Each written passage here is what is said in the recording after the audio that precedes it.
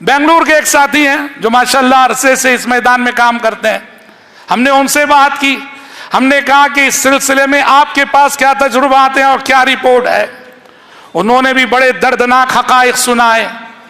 यकीन नहीं आता मेरे भाइयों, पहला ही वाकया उन्होंने सुनाया, कहा कि मौलाना यकीन करेंगे एक केस हमारे पास ऐसा आया।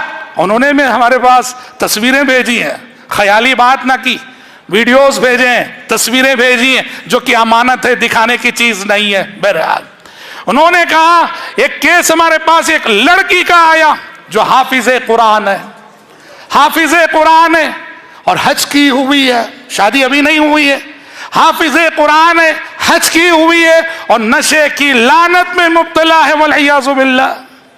हाफिज कुरान, कहां जा रहा हमारा समाज। कहते हैं कि एक मरतबे हमें रिपोर्ट मिली एक लड़की के सिलसिले में कि उसका रेप हुआ है।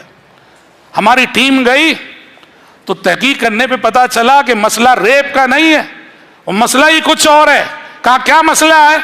ये जो लड़की है उसका नाम भी उन्होंने बताया, हमारे पास महफूज है।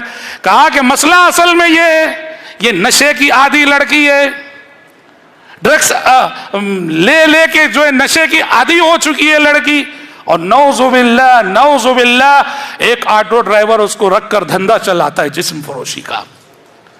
कहते हैं कि उस लड़की के साथ बैठे हम लोग, उसको एतमाद में लिया और उसको हमने मेरे हाल हमदर्दी का इजहार करके उससे सारी रिपोर्ट ली।